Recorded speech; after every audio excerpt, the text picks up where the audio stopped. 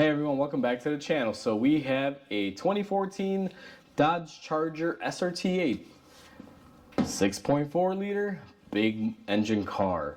And we're going to be doing the rear differential service on it today.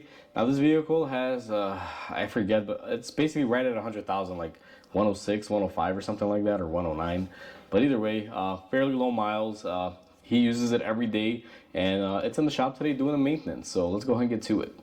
So before we go ahead and begin this service, I do want to mention that if you're doing a service on the rear differential of one of these cars, depending on what fluid you use, you may need an additional bottle of friction modifier.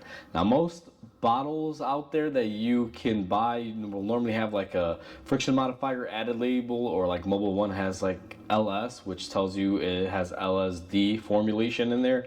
So be careful what fluid you choose, and if you use a fluid that doesn't have any friction modifier, you will have to add your own. In this video we're using a fluid that already has a added friction modifier in it. Makes life easy, and you'll see how easy it is to fill this up with I guess you could say newer things that are in the market. And I will say this, I don't like giving shout outs, but Valvoline, shout out to you guys on this one. You made filling this thing up like literally easy as can be. Like a split second my differential was full, but you guys will see. Alrighty, let's get to it. So we are looking at our rear differential, which is right here, and our drain plug is going to be located right here on the bottom, pretty easy to get to. Our fill port is right up here on the passenger side, just by the axle. Give everyone a little bit of a visual. Right there, that is our fill plug. See if we can get everyone back into a good position here. So what you need to do to begin the service is you're going to need a 10mm Allen, I believe. We're going to always start off with our fill port.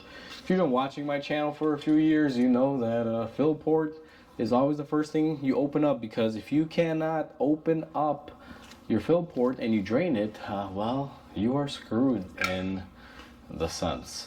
So what we're gonna do is, we got it in there, but don't let it kind of lie to you or deceive you, because it's not fully in. So we're gonna tap our socket in. Good old rust belt, making us work a little harder. And then what we gotta do, and I don't even know if this is gonna crack loose, we'll see, because these are usually a pain. And that was not that snapping, that was actually my wrist. Kidding, we got it loose. I'm sure you guys saw that. So what we're gonna do next, and what I try to do, is take it out. Now I try to spin it back on because I need my socket or my Allen, and she's pretty deep in there. I don't think I'm gonna get it off easy. Problems with the rust belt, to say the least. Let me see if I can give it a little bit of a love tap there. Maybe I can unstick it, because if I take this plug out with this on there, I guarantee you it's not gonna come out. So let me work this off camera. Bring you guys back in a second. Well, I can't get it off in that location, so we're just gonna take our drain plug off with our Allen socket here. And I didn't expect it to come off, and this is what happens in the rust belt. For those of you Floridians and people that have really nice weather that I'm really jealous of, wish I was there with you guys, but we deal with this sort of stuff. So I'm gonna take this on the bench, just kind of vibrate it here, or put on my vise and just kind of, give it a couple taps, and I'll get my socket off. So I need to do that before we move on to the next step, because I need this Allen for the drain. Lo and behold, we got our socket back. Basically, I just tapped it on my vise and it broke off all the rust. We're gonna do the same thing here, as everyone can see. Now what I'm gonna do before I even loosen this is we're gonna kind of waddle this in here, help break up any sort of rust. And then we're gonna put this in here, just because I don't want to go through that ordeal again. So figure, put it in and out, break up the rust in different positions, I guess you can call it, because the socket is going to be different depending on which side you're hitting it with. And I'm sure everyone can see that fine dust coming out. So now what we should be able to do here is grab our ratchet and grab our 10mm, get it in there all the way. Let me get this in a position where it's nice and comfy because I want to catch it on video, and break it loose. And that was a dream. That actually came off a lot easier than the top one. Go figure. And we're gonna go ahead and drain this. Now, do note that these do have crush washers that you need to get, so if you're doing this job, get new crush washers before you begin, or have a crush washer available. So what we're gonna do is just drain this, and let's see what color it is. Oh yeah, she is looking nasty.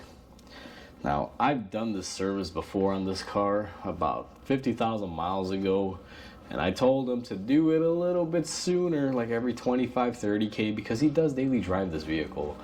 But as everyone can see, I mean, I've seen worse. There's no metal shavings, it's just dark. I mean, the fluid's well weathered, I guess we'll call it. So I'm gonna give this some time to drain, and in that meantime, what I'm going to do is also clean up our drain plug. See, we got a little bit of shmoo on there, nothing real crazy. Has a magnet. You're gonna catch a little bit of fine material from the clutch packs. Totally normal. If you clean off this magnet right here, which I just cleaned off, and you see there's metal flakes and chunks, then you have a problem. So just be mindful of that. We're gonna go ahead and let this thing drain out a little bit, and I'll bring you guys back in. Alright, so our differential has been dripping a little bit, and what I did was I put some new fluid in here. I just kind of squirted it from the fill port, let it wash down, just kind of clear it up, and this is just kind of where we're at with it. So what we're going to do is go ahead and take your drain plug, we're going to go ahead and put it back on here, just like so, and go ahead and tighten and torque this up. And then in the next clip, what I'll do is I'll show everyone how we fill this thing up. So it is time to fill up our differential. Now this takes a pretty specific fluid. If you have one of these SRT-8s, there's a few possibilities of what you could have for a rear end. This one I believe is a 26 millimeter, and for fluid we're using this Valvoline. I love these pouches, guys. Don't even get me started. They are amazing. Those old bottles that you used to get, the plastic ones, man. Every manufacturer, shout out to Valvoline. Give them props. This is genius. And normally I don't mention names on here, but I'm really loving this product. Even the packaging is amazing. Like, it's good overall. There is friction modifier that you will need for this vehicle, and not to get too Valvoline-ish on everyone here, but it actually has everything in here. This is not only a premium synthetic, but it also has all of the limited slip stuff. So if you look at right there, it says contains limited slip additive, which if you just had regular fluid that didn't have it, you're gonna have to add 4 ounces, I believe, of the Mopar friction modifier. So what we're gonna do with these, and I've already cut my top off. And Valvoline, if you're watching this, love your product. It's just amazing. Look how easy it is to fill this up. Before, I would be straining and groaning. Now, you do gotta hold this neck up here. That is probably about the only drawback. And I know I'm probably blocking the camera here pretty good, but I mean, look, I pretty much got this whole liter in there, or quart, whatever it is, in what, 5 seconds, if that. Normally at this stage in a video like this, I would be turning the camera off and just filling it up and pumping it in, and just to prove I'm not full of crap here. And Valvoline is not sponsoring this video, guys. Just a good product that I love, that I'm choosing to I guess show and endorse on here. But Valvoline, if you're watching, you want to help me out with stuff, or sponsor me, hey, more than welcome to. But anyway, look at this thing.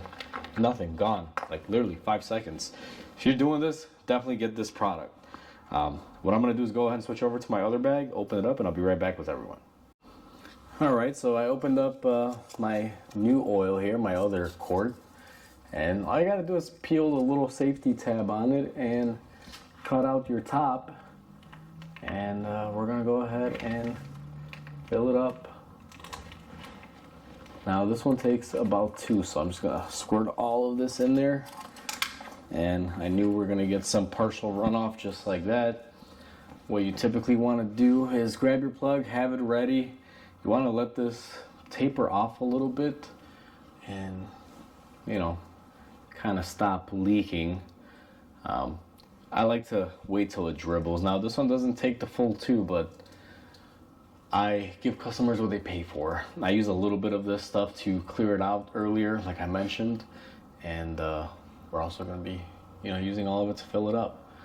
So we are level. Another thing you got to be mindful is when you're doing this, don't do it with the car jacked up one way or another. It has to be level. So all wheels have to be off the ground when you're doing this, or all wheels have to be on the ground. I'm on the lift. It's leveled off, so I'm not too worried about it. So what I'm going to do here is just let this kind of dribble out. And it's kind of getting there. And as a matter of fact, I'm just going to call it right there. And we're going to take our fill plug and just go ahead and reinstall that. And now we're going to go ahead and tighten that up. So I've gone ahead and tightened my drain plugs, my fill plugs. I'm going to come in here with a can of brake clean, or in my case, not really a can, but basically brake clean this. Differential fluids, they get on the exhaust, they smell. I like spraying my exhaust, cleaning up the whole general area where I was in. Because the last thing you want to do is get a customer coming back thinking there's a leak. I stress this out in all of my videos, and I tell everyone, clean after yourself. Trust me, it'll save a, not even a comeback, just more of like an inquiry is what I like to call them, when you do something and people come back and they ask because something doesn't quite seem right, and they, ask you to look at it again. Anytime you can save doing that is time better spent. So we're gonna let this thing just dissipate, and we're all done. So we are all said and done. That's how easy it is to do a differential service on these vehicles. Quick, simple, and easy. Those drain plugs can sometimes be an issue, and the fill plug. As you saw, we were fighting it. One way to kind of avoid that is you can put some sort of rust penetration oil on them for a couple of days to soak up the rust, and then clean it out with a pick or a screwdriver or something. You'll get better results. And if you want to prevent it in the future, you could always spray it with some fluid film after your service. The reason why I don't do that on differentials is they can get hot, the fluid film will liquefy, and it'll look like a leak. So sometimes it's better just to leave them dry, especially on a differential like this where it's all aluminum and heat will dissipate through every part of it. But with that said, we are all said and done. Hopefully you guys enjoyed this video. Like always, comment, like, and subscribe because it definitely helps the channel grow. I hope everyone has a wonderful day, and I'll catch you on the next video.